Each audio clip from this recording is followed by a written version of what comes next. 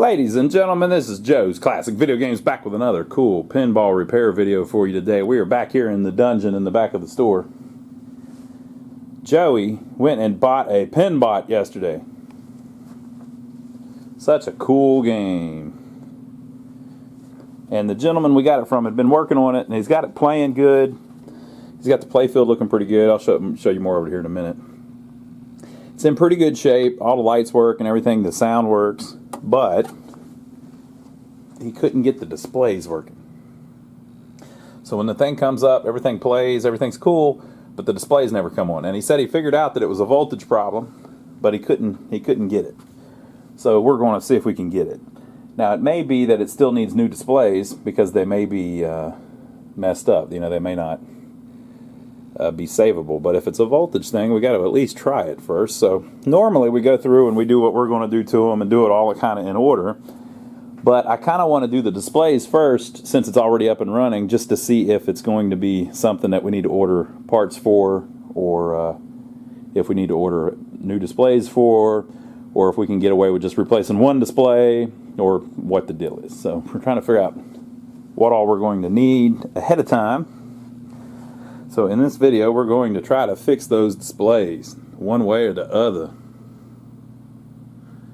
So what I'll do is I'll put it down on the ground. We'll turn it on. I'll show you what it does, which is basically the displays don't work, and then we'll figure out. I'm sure there's probably a blown fuse or something. We'll see if we can track down what the deal is.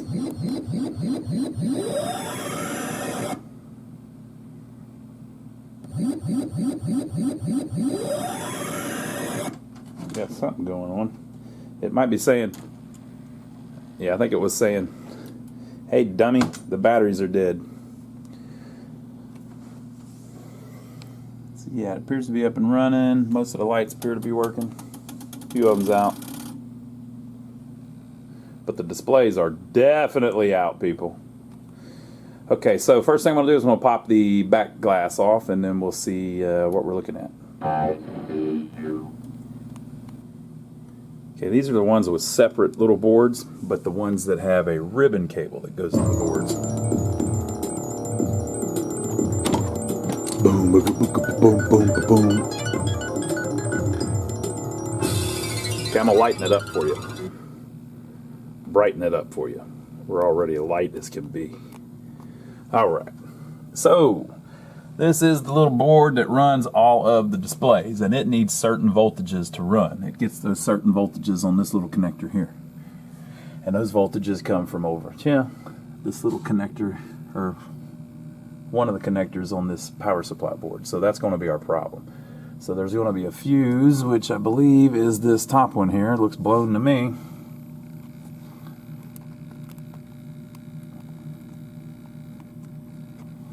The top fuse is probably blown.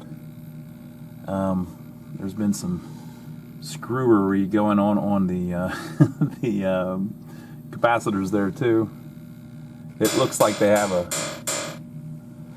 What the hell are they doing? Yeah, that's going to be our issue. So it looks like there's a wire connecting both sides of the capacitor together or something. That would definitely do it. Okay, so we're gonna pull that power supply out and look at it. Now, it could be, though, there is a chance that the displays themselves are bad and are shorted and are blowing the power supply.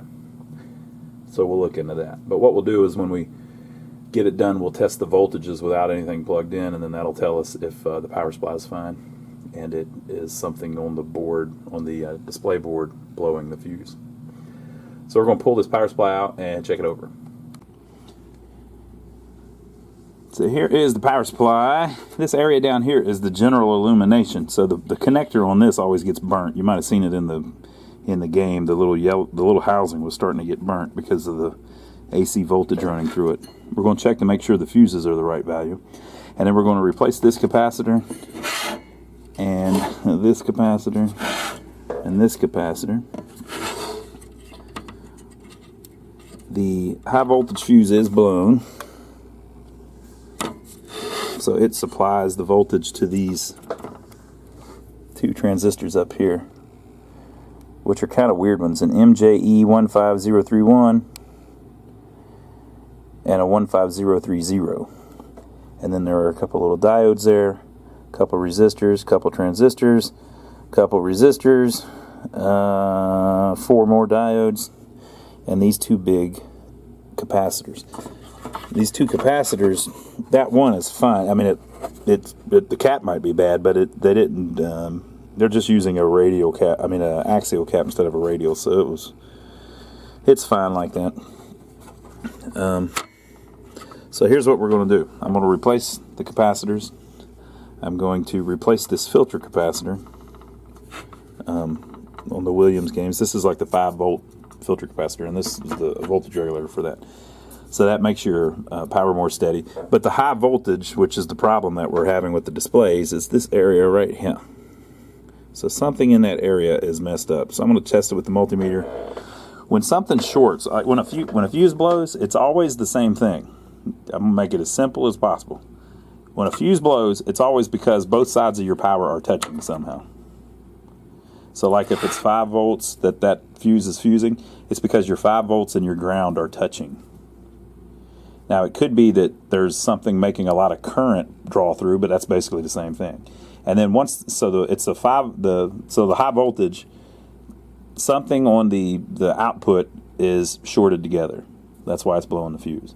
So if it's on a wire, it could literally be a wire touching, but once it gets on the PCB board, you don't have wires anymore. PCB board.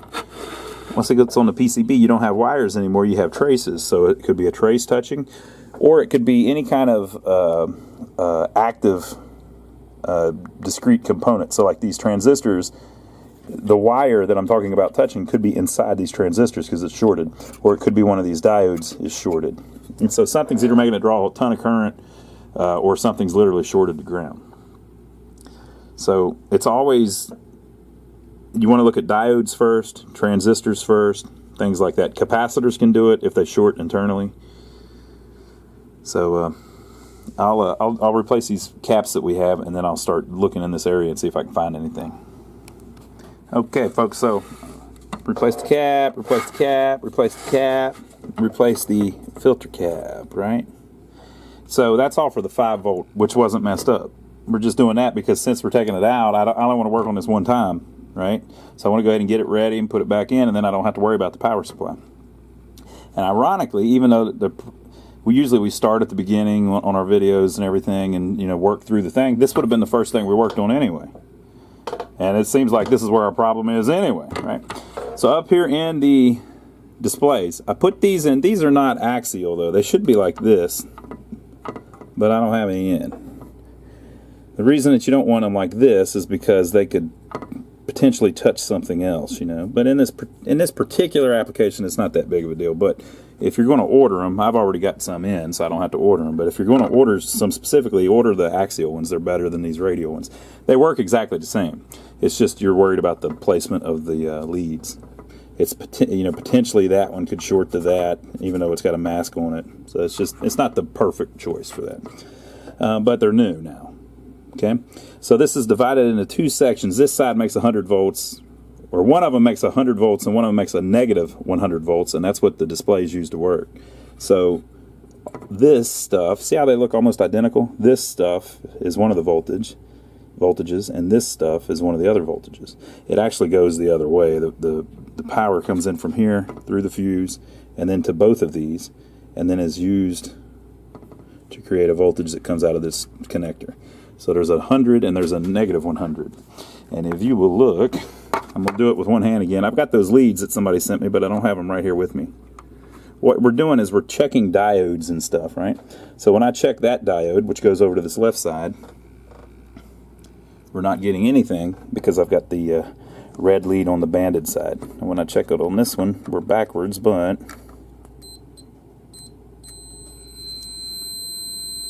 it's shorted.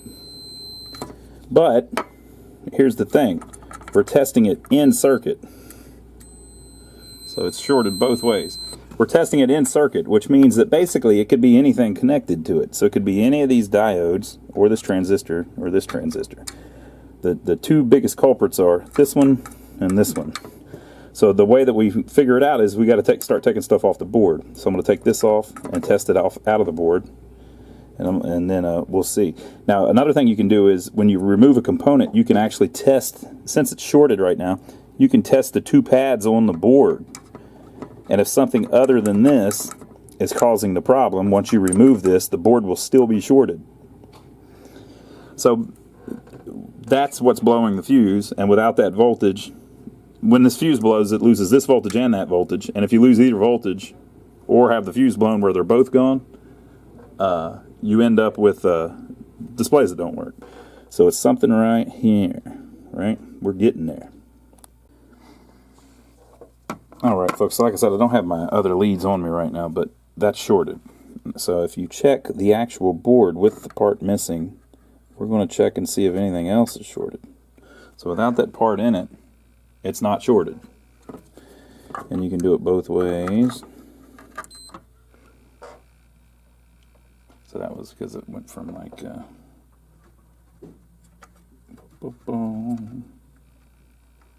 nothing. It's not shorted. So apparently that diode is the only problem.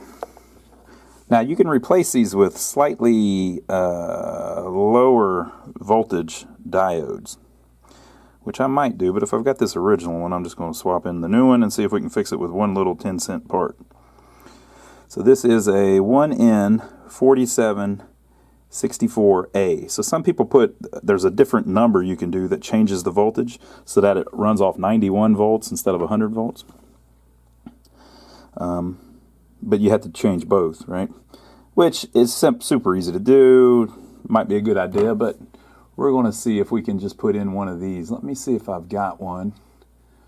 I can't see if I've got one up there. If I've got one of these, we're just going to put that one in and see if that fixes it. I have them. Look at this. Check it out, people. 100-volt diode. Bam, bam, Bigelow. The only thing is, like I was saying, some people put 91-volt ones in it. But the problem is, if you lower the voltage a little bit, if your displays are weak, it makes them look even worse. So in a house, you know, you don't really need to worry about it too much because they're not. The problems these had were they were left on 24 hours a day for 5 years. That's a problem. So that's where your heat problems come from and everything. If you got it in your house and you turn it on for a couple hours once a week or something like that, I mean, it's not that big of a deal. So I'm going to go ahead and replace that. Now there's other things you can do. You can replace these two resistors with flame-proof resistors and things like that. But we're going to replace one diode and see if that fixes it. So here's our final result. Upon checking the rest of the stuff before I put it in the board, the MJE15030 was bad too, which is the one right above it. So something catastrophic could happen there. This is pretty typical if you got voltage display problems. It'll either be these two or these two. So pop the new one in, new diode in. I high watered it a little bit for heat circulation purposes. And we're ready to put it in. I resoldered all the connectors on the back. So the power supply, if the display voltages work, should be done. Shouldn't have to do anything else with it. I'm going to check all the fuse voltage values though before we pop it in. Okay, so I popped it back in. I put the right fuse back in, and I unplugged the displays. So we're going to turn it on and see if it blows the fuse without the displays plugged in.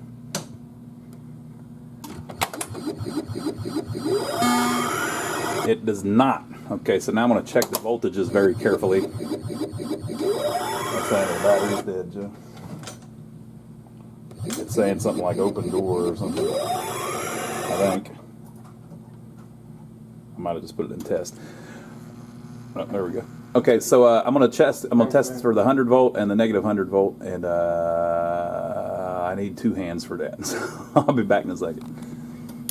Okay, so I measured it. We had negative 104 and positive 104. So it's a little bit high, but there's really no way to adjust it unless you change those diodes we were talking about. It's probably because the input voltage is a little bit higher than what the transformer is wired to do. I guess it has a transformer. I haven't even looked. Whoa! What's going on, Joe?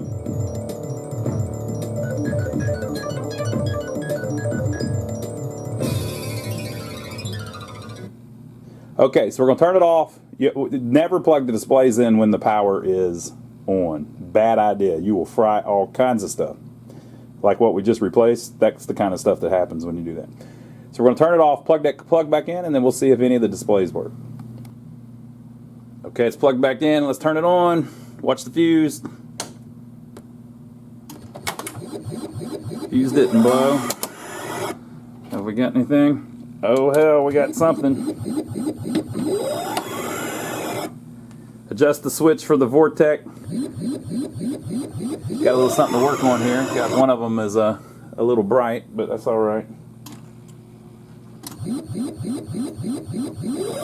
Let's see if I can get a. They're trying. We definitely got some issues. So that one on the top is probably outgassed. This one may be too. No, that one may be all right actually. So the top left one has a digit locked on. The top right one is probably messed up, probably outgassed. The bottom left one probably doesn't work, and the bottom right one is probably fine. All of that ghosting is probably on the control board. So next thing we need to do, we need to mess with this.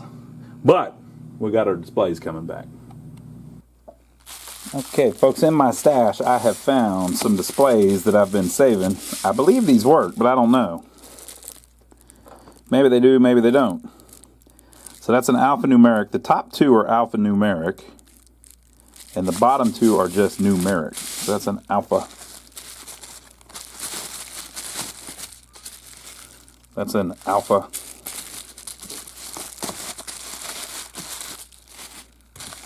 We might be in trouble. We might have to order some.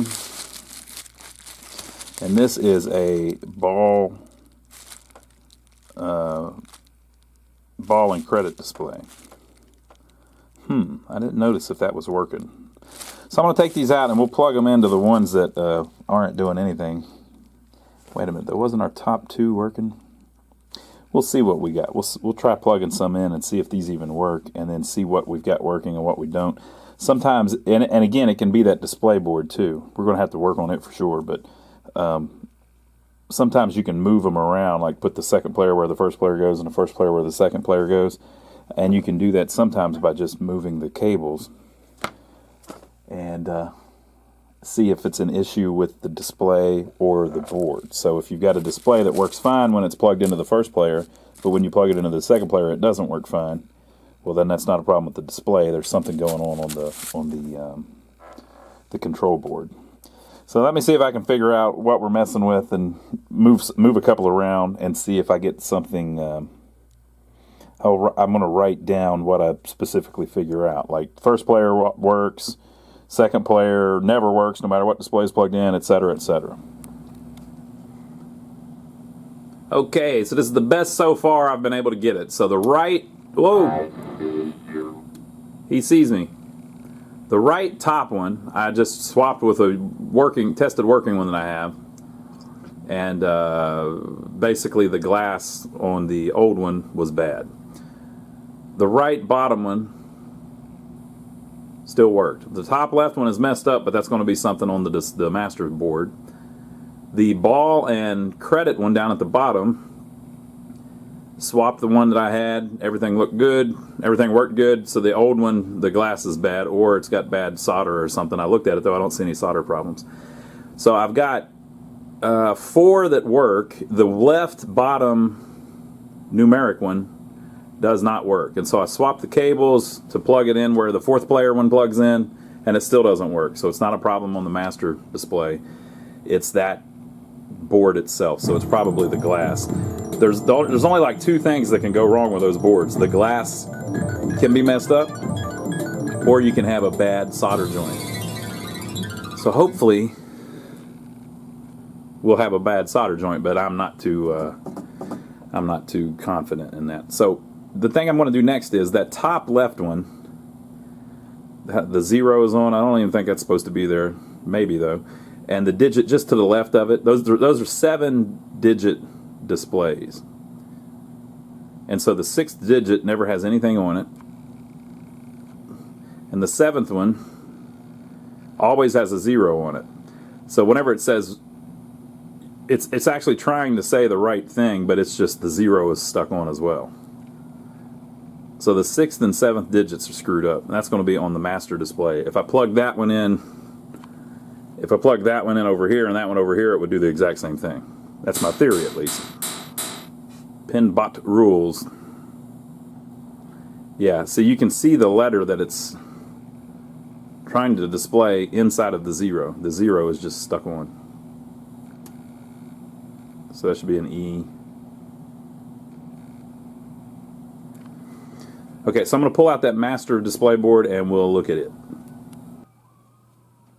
Alright folks, so here is the master display. There are many different variations of this depending on the game, but they all kind of do something similar. Or maybe there's not a ton of different variations. I know 2 or 3 at least though. So here's what we're looking at. Notice there is a resistor burnt up there. See it? R23. So I'm looking in the schematics. And in the schematics, I found way down here, R23.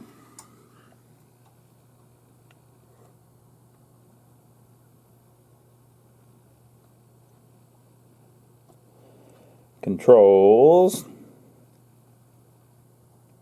one of the segments on the credit and match display, which looked fine to me, but maybe not. So maybe I'm going to replace that resistor for sure because it's all smoked up. So notice that. And then if you come up here, you see connector, excuse me, connector 4J2 sends strobes in from the CPU board. They go through some chips here at U7 and U8, and they come up here, and the same signals connect to digit 1 and digit 3. Now remember, digit 3, they're not working. But I swapped the glasses that that third display didn't work no matter where it was. So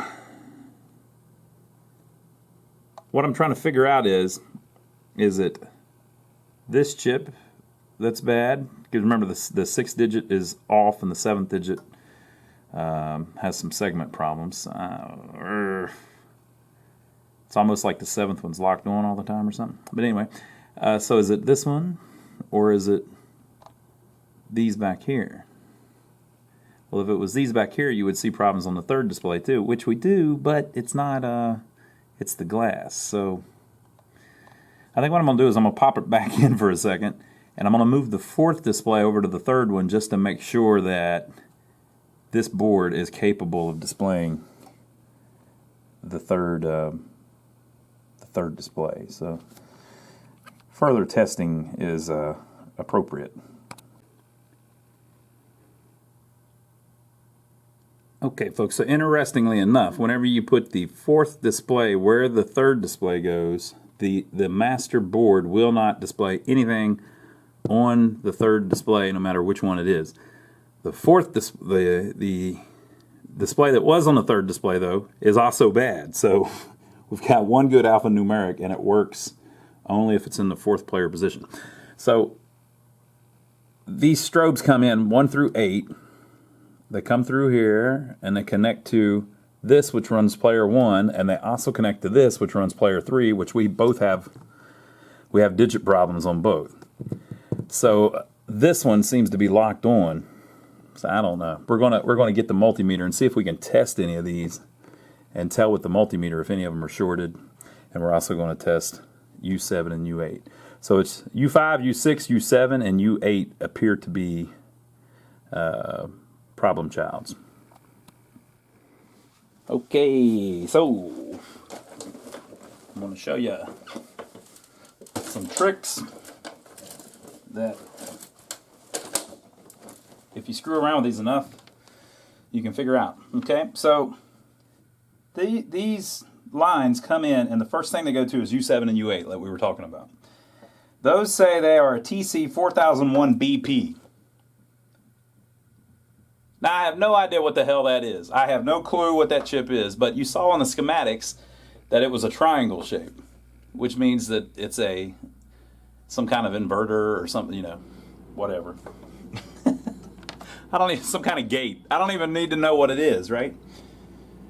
On any of these kind of chips, sometimes you can test them with a multimeter just by screwing around. So there are 1, 2, 3, 4, there's at least 4 of them here that are the same chip. So you can test by comparing things to each other. Now, if the design of the circuit is not exactly the same, then you might get different results. But this is exactly the same. I mean, it's the same thing.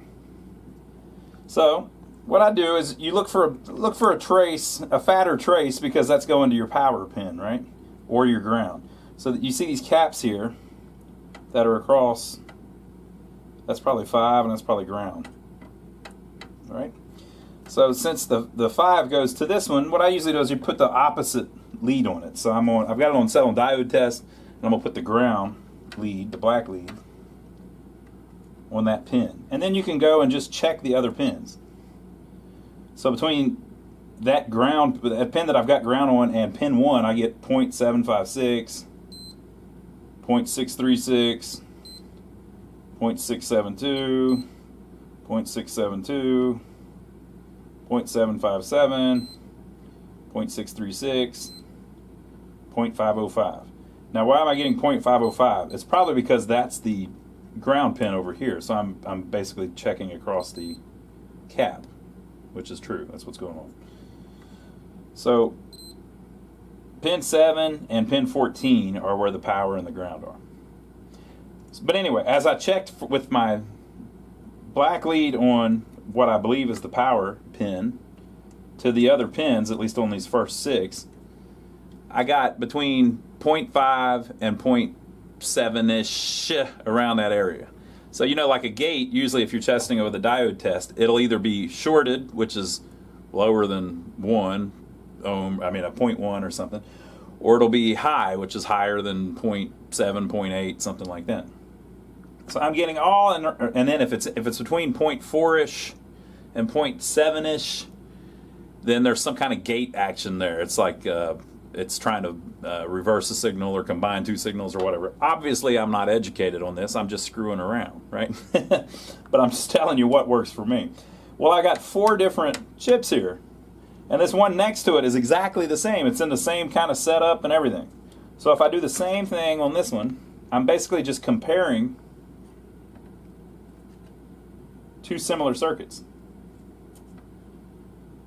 0.755, 0.636. So to me, 0.636, you heard it even beep. That means that there is a voltage drop that is appropriate. You go to the third one, 0.675, it's the same. 0.675, 0.760. Now that's a little high, right?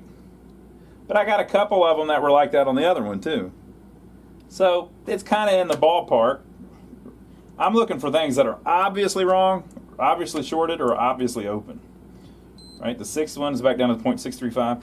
And then so we're doing U8, U7, U6, U5. We know our problems are here, right? So we run through, let's check the rest of them on U8. 0.754, 0.635, 0.702, 0.670, 0.755, 0.634. So that one, to me, nothing was shorted, nothing was obviously open. There may have been some of those that were up above 0.7 might have been a problem, I don't know. But I also had some over here that were, and we know this side's working. Okay, so let's move up to U7. Then we're going to do the same thing because it's the same exact type of chip. 0.753, 634, 673, 672, 755, 634. There's our across the cap. 752, 634, 0.015. That's shorted all to hell. So that's definitely shorted. That's probably our digit that is always on, or it's our digit that's always off. 0.633. Let's try this one over here just to make sure that this other one doesn't do that.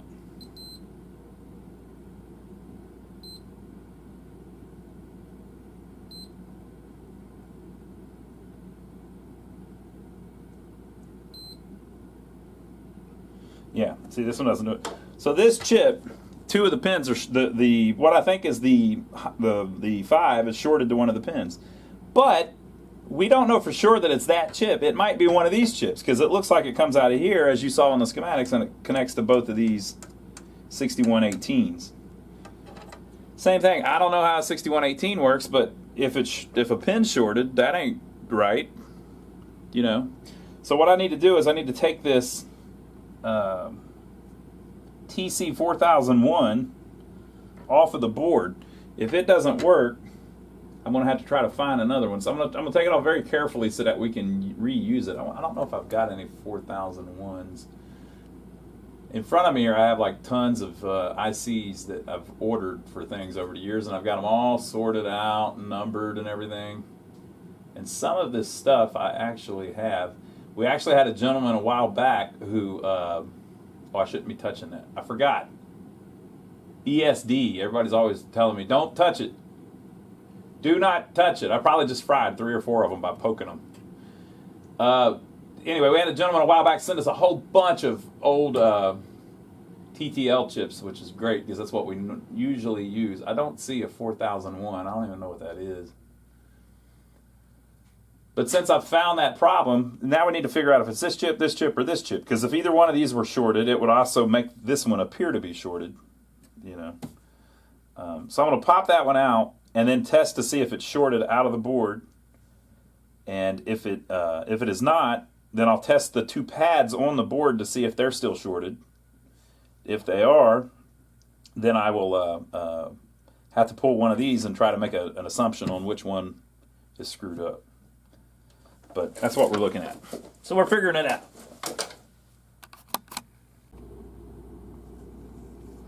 I pulled that chip out, and it is the chip. The chip itself was actually shorted. So I put another one in, a nice socket on it. And then I also, that resistor that was burned up, that's a 10K, which I have here. And it still measures 10K, but it might not be under load measuring 10K. So I replaced it with a slightly bigger one, a little half water. And then that signal comes from here, this U9, which is a 7180. So I did the same thing. I checked it with the diode, and I compared it to this one over here, and we get kind of similar readings. So it doesn't seem like the chip itself is messed up, but the resistor was messed up. So what could have happened there was that the glass that was in it had a short in it that was pulling a bunch of current through that resistor. I don't know. What I do know is we're going to pop it back in and see what happens. So keep your fingers crossed. I'll put it back in the machine, and hopefully that'll make our player 1 and our player 3 act right. Okay, so I put it back in, and we still don't have display 3. Display 1, the 7th digit is back. The 8th digit is no longer, the 7th digit is no longer locked on. The 6th digit is back, but it is the wrong information. So we're getting there. But I'm on to trying to find why the 3rd display isn't working.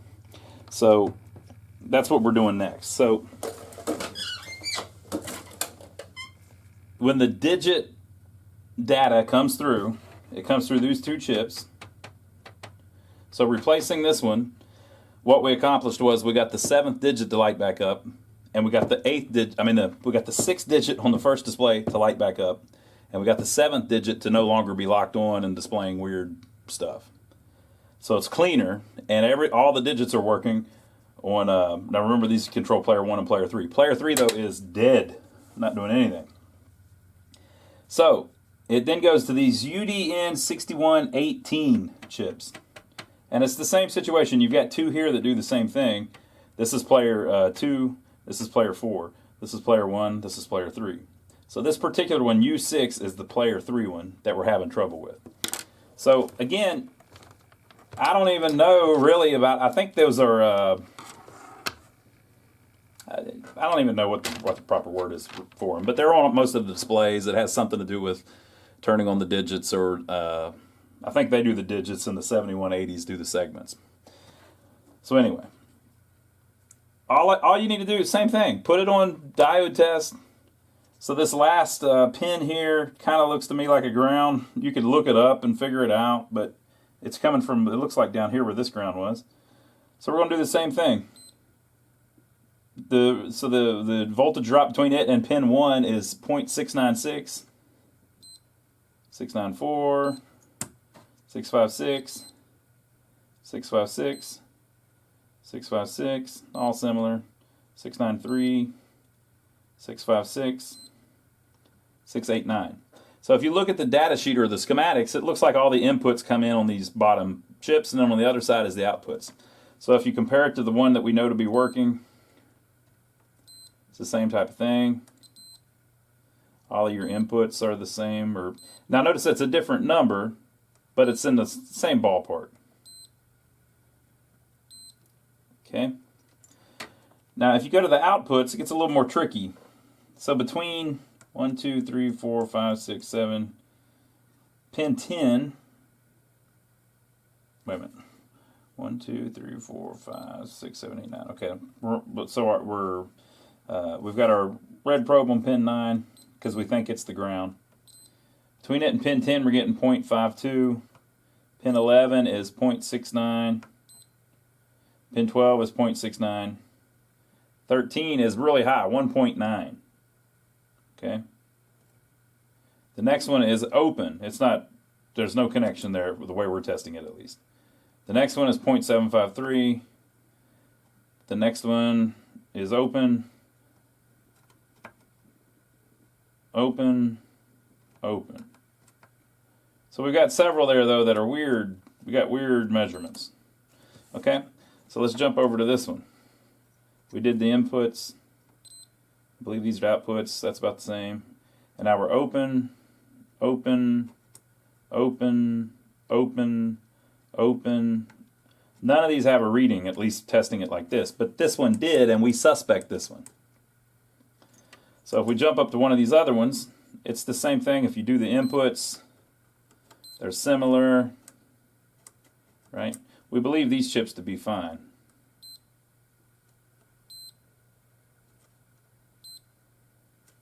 Right, so let's check out the outputs. I think that's probably the 5 volt. This would be an output, output, output, output, output, output, output. So that's 2 of them so far that we think are working, that the outputs don't have any reading, testing it like this.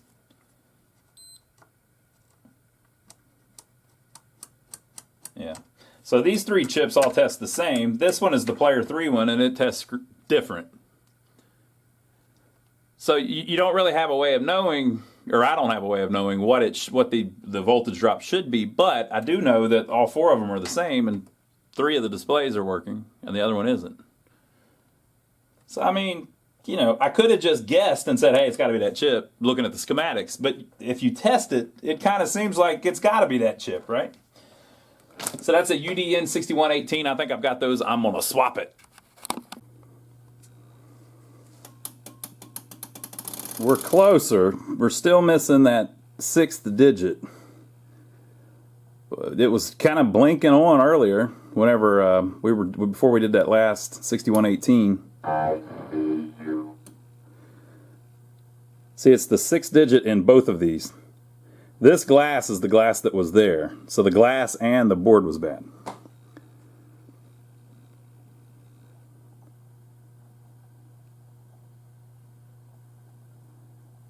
So we're close. We're very close. We're very close. And the resistor that was burned up was making this digit not be there. Or I think it said it was a segment or something, but for whatever reason, whenever we did the last thing, swapped to 6118, it made this digit come back as well. Okay, so we still got to figure out why would the 6th segment be missing from the 1 and the 3. Okay, so I busted out the actual paper manual because you can read it a little bit better. So digits on 3. This is what we just saved. See how it says strobe 1 through strobe 8 and there is a hash mark after it? As opposed to strobe 1 through strobe 8 on this one, and there's no hash mark after it. But see, both of those chips are solely fed by the same U7 and U8 that we looked at earlier. So it gets data from the CPU, comes in, goes through U7 and U8, and it runs 1 and 3. So this one, everything was missing. Okay, so strobe 1 through strobe 8. If you want to follow it, comes over here, and it goes down and runs player 3, but strobe 1 is missing. So strobe 2 through strobe 8 with the hashtag are what run player 3. So where did strobe 1 go? It went down here. Strobe 1 and ran the 10's credit digit on the credit and match display. That's why we got that 1 digit back whenever we replaced that. Okay, so our resistor was R23, which was B1, which is B1 on the credit and match display. So I don't remember what, you know, A, B, C, D, E, there's a little chart sometimes where it shows you which one is which. Let's see if I can find it. There it is. So B is the top right segment. That was never a problem on the credit and coin displays. So I think that resistor was burning up, but hadn't burned up yet. So that's that. So now our new problem, our latest problem is digit 7 is missing. Okay, on the 1 and the 3. So what does that tell you? Well, the 3's outputs never go to player 1. And the 1's outputs never go to player 3, or do they? Or are they? All right, so strobe 2 through 8, that is number 1. Yeah, okay. So 1 and 3 do not talk to each other at all. They don't connect to the same thing ever, but their inputs are the same. So strobe 1 up there, or let's do it on the third one. Strobe 1 up there we know is the 10's digits on the coin display, or the credit display, whatever, or the match, whatever. Okay, so strobe 2 through 8 are your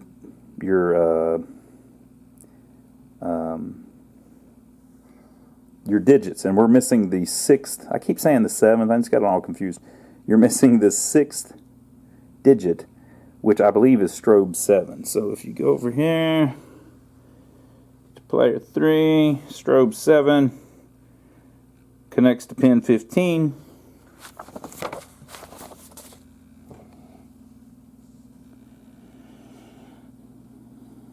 Pin 15 is the 10's unit, so I am correct. Strobe 7 is our problem. We're getting there, folks. We're tracking this crap down. We're going to get it. So strobe 7 is missing, and strobe 7 hashtag is missing. So those are both coming from U8 pin 10. Now, that's the same damn one we already replaced once. So here's what I think happened. I think this 6118 was fried, and it burned up that chip, which is why the 7th digit was missing on the 6th. Strobe 7 was missing on this one, because it had burned up that chip. Remember, we found the one that was shorted. I think I put a new one of these in. I put a new one of these in, but I hadn't replaced that chip yet, so the old one was still in there, and it fried the damn new one. That's what I think, but guess what? I got the last laugh because it's in a socket. So we're going to test it again and see if it's fried again. When I went back out to, I didn't film that part. The one thing I didn't film.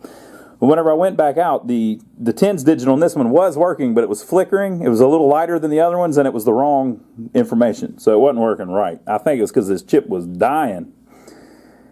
So we're gonna test U8 pin 10 again, and if it's bad, we'll put in another one.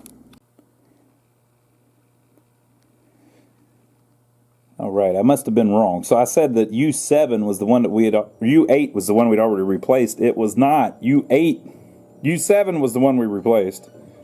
But this is saying U8, right?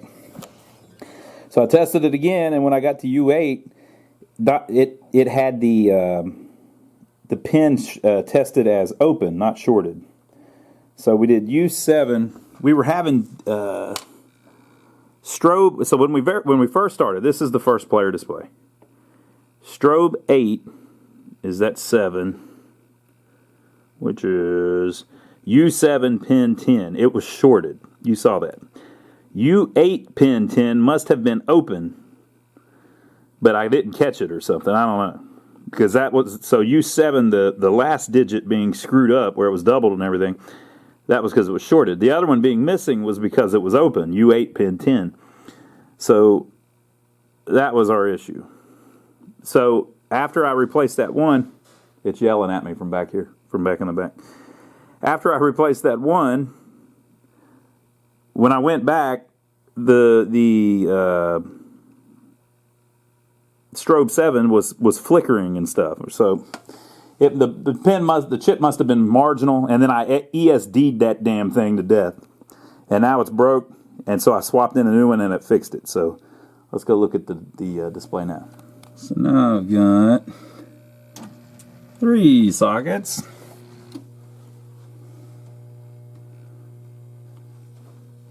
Pin butt came out to play. And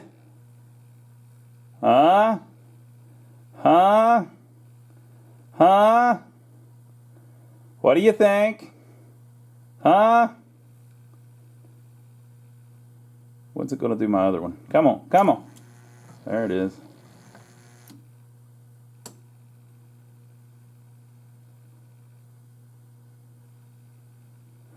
All right, so all of those are fine. Did you just see what it did? It said solar score of, but that's not an alphanumeric. That's a digital one. So they're cheating. They're cheating, people. They're doing letters on one that's only supposed to do numbers. So it must have said solar score of 100,000 or whatever.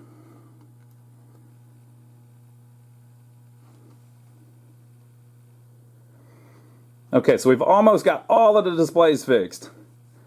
We're down to one alphanumeric.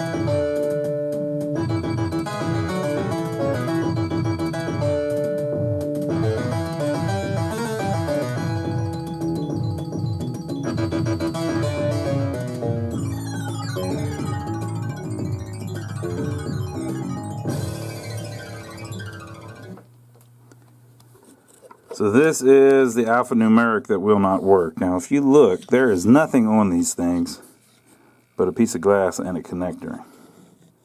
So it could be that the glass is outgassed. It almost looks like I'm looking right inside of it there. I don't know, man. Usually you can't see in it like that, I don't think.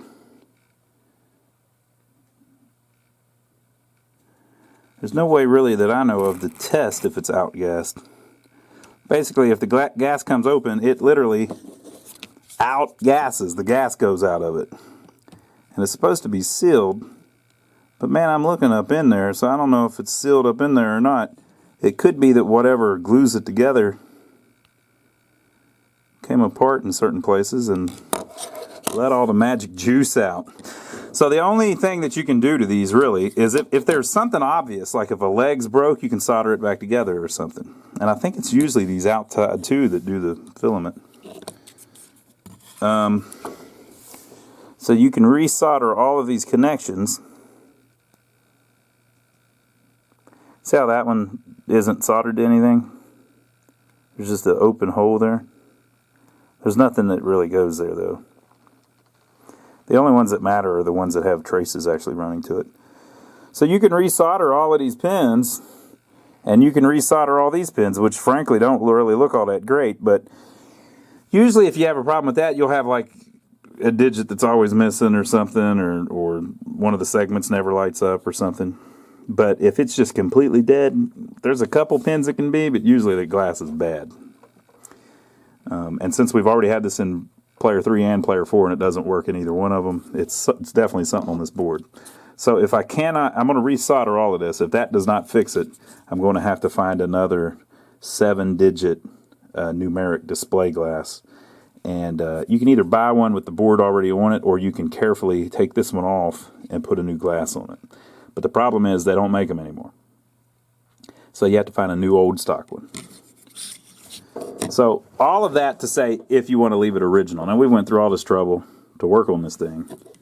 So I'd like to, and you know, I swapped in, we already had 2 displays that were, well 3 displays counting this one, that were dead. So I swapped in 2 of the ones that I had that worked, that I took out of some other machine. But now I still need one left, right? And I don't have another just numerical one that's not alphanumeric. So I could buy one of these, which will probably run me $50 or $60 if I get a used one. You can buy a new old stock glass, but you're talking $60-$70 just for the glass that you then have to solder into the board. Right? Or you can buy a LED set. You can upgrade these to LEDs, but you're talking $150, $200. So what I'm trying to do is use the last of my old school plasma displays, and once I use these, then when I get the next game in that needs displays, I'll buy LEDs for that one and save those displays for my next one. The reason I even had 2 or 3 of these laying around was because we had a, I think it was a Road Kings that we put brand new displays in, or it may have been a high speed. There's only about 5 games that use this particular board on it. Okay, so I'm going to resolder everything on this, and then we'll plug it back in and see if that fixes anything. I don't think it will, but keep your fingers crossed. Okay, I put the display in. It did not work. That damn thing, the glass is bad. So I was able to buy another one off of a gentleman on the Killer List of Video Games. By the way, if y'all don't know about that, if you go to the Killer List of Video Games, they have forums on there. Go to klov.com. There's a forum on there. And that's where all the arcade people hang out, and a lot of pinball people too. And so a gentleman was on there selling. A few of these tested working. So I was able to buy it. We're going to pop it in and see if that fixes us up, and then hopefully we'll be done with our displays. But the one, you know, I ended up with 3 of them out of there, and the problem with all 3 of them was the glass was bad. So we swapped in tested working ones we had, but it just comes down to the same old thing. The glass goes bad and outgasses, and then it's useless. So you need a new glass. So we'll pop this one in and see if it works, and hopefully that'll get all of our displays doing their thing. Okay, folks. So we've got them all right. That one on the right at the top is a little lower than the other one, so I might have to mess with that a little bit to get it to mount up in there a little better. But they're all working, so there you go. If you run into issues on your displays, you can buy the LED ones, or if you want to tinker with the ones you have, hopefully this will help you figure out some of the common stuff with them. So leave your comments below, let us know what you think. Make sure to give us a thumbs up for taking the trouble to film it for you. And check out my brother Donnie's channel. If you haven't been over there yet, what are you waiting on? The link is down below. It's called My Brother Donnie. He is the craziest of the 3 of us brothers. He's always getting into something crazy. Lately we've been on there working on our old trucks. What a cool game. So we'll do a whole bunch more videos of this pinball machine, so stay tuned. And we appreciate everybody that's been using our Amazon links down below. We now have international Amazon links, so if you're in the UK, or you're in Canada, or you're in France, or you're in Italy, or you're in Germany, we have a link down below for you. We appreciate everybody that's been doing that. If you buy something on Amazon and you click that link before you buy it, it sends us a royalty because we sent you there. So thank you to everybody that's been doing that. And now I'm going to play this Pinball a little bit. We haven't worked on it yet, but I think it's up and doing its thing. It just needs, you know, gone through and shopped a little bit, but now we've got the displays working. So let us know what you think. Hope you enjoyed the video, and we will see you on the next one.